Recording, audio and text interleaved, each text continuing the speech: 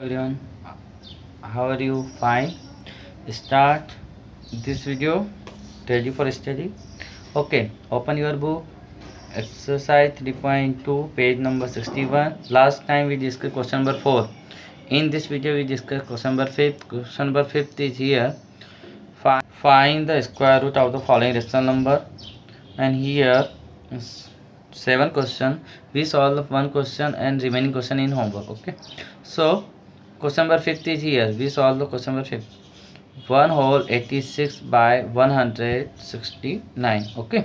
So firstly, it is a mixed fraction, mixed rational number. So we solve this type question. Firstly, we remove the center number. Okay.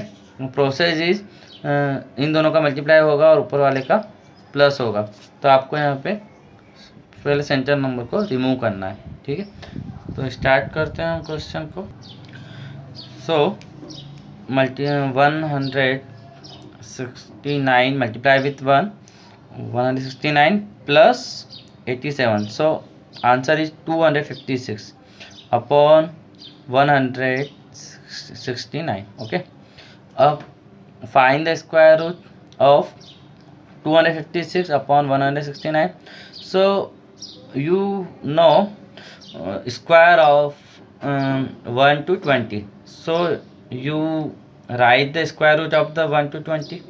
मतलब अगर आपको 1 से लेकर 20 तक के square याद है तो आप उन सारे नंबर के जिनके कि आपको स्क्वायर के आंसर पता है उनका स्क्वायर रूट भी आपको पता होगा. तो यहाँ पे हम जानते हैं कि 16 का स्क्वायर होता है 256. तो 256 का स्क्वायर रूट क्या होगा? 16 होगा. तो ये अगर आपने याद कर रखे हैं तो आप इजीली कर पाओगे. तो अगर आप याद नहीं है तो याद कर लें, पहले आप स्क्वायर याद कर लें 1 से 20 तक, तो आपका स्क्वायर रूट उसका उल्टा याद हो जाएगा. ठीक है, तो कम से कम 20 या 25 तक तो आप 100% याद करें. तो ये क्वेश्चन बहुत ईजी हो जाएगा. आप डायरेक्ट उसको लिख सकते हैं 256 का स्क्वायर रूट 16, 169 का स्क्वायर रूट 13. तो 16/13 आप डायरेक्ट लिख सकते हैं. लेकिन अगर आपको याद नहीं है तो फिर आपको प्राइम फैक्टराइजेशन मेथड यूज़ करनी पड़ेगी. तो यहाँ पे आप 256 का 2 से करोगे 128, फिर 64, 32, 16, 8, 4, 2, 1. ओके, सो 256 के 2 के पेयर होंगे 8 टाइम. सो 2 के पेयर बनाएंगे और 2 8 टाइम लिखोगे तो पेयर बनेंगे तो 4 टाइम, और 2 का 4 टाइम मल्टीप्लाई करोगे तो 16 is answer. So first square root आप फाइंड करेंगे 16 बाय प्राइम फैक्टराइज. आफ्टर 169 का 13 से करोगे तो 13 आंसर आ जाएगा. फिर आप ऊपर वाले के अकॉर्डिंग ऊपर का आंसर लिखोगे, नीचे का अकॉर्डिंग नीचे का आंसर लिखोगे. तो 16/13 is answer. Okay, you change the in mixed form. So आप डिवाइड करके इसको मिक्स फॉर्म में भी आंसर लिख सकते हो. तो ये भी आंसर राइट है और ये भी आंसर आपका राइट है. तो रिमेनिंग क्वेश्चन आपको सॉल्व करना है इसी तरीके से. नेक्स्ट क्वेश्चन के बारे में बात कर लेते हैं. Question number 6 is here. Find the square root of the following decimal. Question in decimal form. Okay, तो here 6 question. We solve the 1 question and remaining question do yourself in homework. Okay, तो यहाँ पे सारे decimal के square root निकालने हैं. तो एक क्वेश्चन हम करते हैं, सबसे बड़ा वाला क्वेश्चन करते हैं, लास्ट क्वेश्चन, और बाकी रिमेनिंग क्वेश्चन आपको सॉल्व करना है. ठीक है स्टूडेंट, तो 6 वाले क्वेश्चन को सॉल्व करते हैं. तो सबसे पहले हम डेसिमल को आप दोनों मेथड से कर सकते हो, प्राइम फैक्टराइजेशन से भी और लॉन्ग. प्राइम फैक्टराइजेशन से करना है तो जैसे आपका ये 1.25 है तो इसको अपॉन में 1 लिख कर फिर डेसिमल को हटा कर 2 जीरो लगा के फिर आपको ऐसा नंबर बनाना पड़ेगा अपॉन वाला. ठीक है, कि 125 अपॉन 100, और फिर इसका अलग से स्क्वायर रूट ऊपर का भी निकालो और नीचे का भी निकालो. तो इस तरीके से आपको सॉल्व करना पड़ेगा.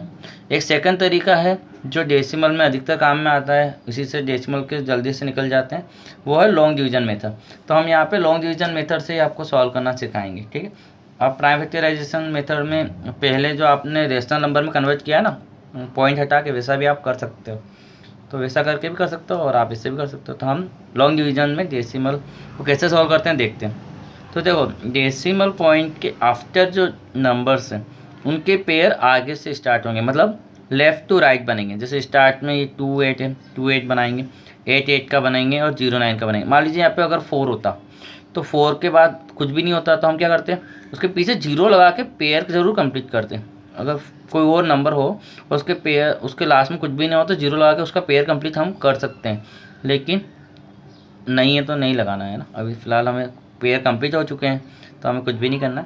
अब पॉइंट के आगे का जो प्रोसीजर वो सेम है पिछली बार जो हमने किया था, पीछे से मतलब राइट टू लेफ़्ट, राइट से लेफ़्ट की तरफ बढ़ेंगे। तो डेसिमल के आगे जो होल नंबर होते हैं उनके हम पीछे से पेयर बनाते हैं। तो 64 का पेयर बन गया, लेकिन 9 का नहीं बना, तो आगे जीरो लगाने से कोई मतलब नहीं है ना, तो 9 रहेगा।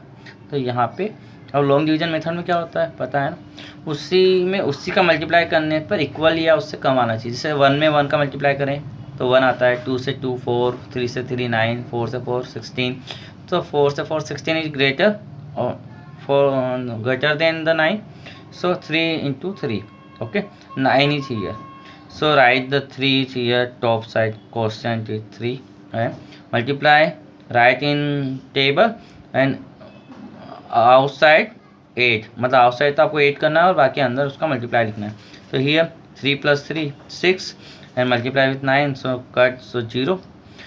Next time write in pair, so 64 is pair, so 64 write, okay, and here is 6, तो सी 6 you write 2, तो 2 multiply 124 is greater, so right 1 1, क्योंकि आपको सेम नंबर लिखना है, हम पहले भी बता चुके हैं लॉन्ग डिवीजन, सेम नंबर लिखें तो 1 से 1 का लिखें तो 161 आएगा, 124 तो ज़्यादा हो जाएगा, तो 1 1, तो 61 इज मल्टीप्लाई, तो 61 right, so here remaining is 3 and 6 in 6 is 0, and next time write a pair 28, but 28 pair is after decimal, so put the decimal firstly. अब आपने यहाँ 1 से मल्टीप्लाई किया तो 1 ऊपर लिखकर, अब डेसिमल के बाद का पेयर लिखा है तो डेसिमल आपको ऊपर लिखना है, ठीक है। फिर आफ्टर 28 राइट द 28, तो हियर 328 इज हियर, ओके।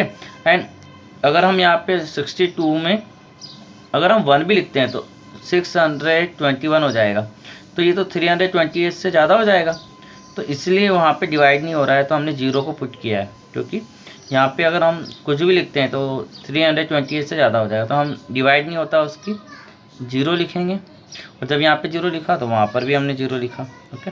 फिर नेक्स्ट पेयर को भी कम्प्लीटली उतार लिया 88, ओके। सो हियर 32,888 हो गया, और उसके बाद हमने यहाँ पर इसको हम 0 + 0 लिखने की ज़रूरत नहीं है, एक बार 0 लिख दिया, 0 में कोई दिक्कत नहीं। फिर हम जानते हैं कि 66 से ज़्यादा आ जाएगा आंसर, क्योंकि 36 से भी ज़्यादा आएगा, 36,000, तो 5 लिखा, 5 सो मल्टीप्लाई इज हियर 5 5 जा 25, 2 is remaining, 5 multiply with 0 0 and 2 8, तो 2 and 5 2 जा 10, 1 is remaining, 5 6 जा 30 plus 1 31 is here, so you subtract them, so 8 subtract 5 3, 8 subtract 2 6, 8 0 8 2 1 1, okay, and write the last pair 0 9 0 9, and here we find the square root, so completely remainder 0 आना ही है, तो हमें ये देखना है कि 9 आ रहा है लास्ट पेयर में, तो 9 कैसे आएगा, तो 3 से 3 का मल्टीप्लाई पे 9 आएगा, है ना, या 7 से 7 के मल्टीप्लाई पे 9, 47 आंसर आता है, सॉरी 49 आता है 7 से 7 का मल्टीप्लाई करने पे, तो या तो 9 उस 7 से 7 पे आता है या फिर 3 से 3 पे आएगा, तो हमने यहाँ पे 3 लिखा, तो हमने जब इसको मल्टीप्लाई किया 3 9 3 0 0 3 1 जा 3 3 2 जा 6 3 6 जा 18, सो कम्प्लीटली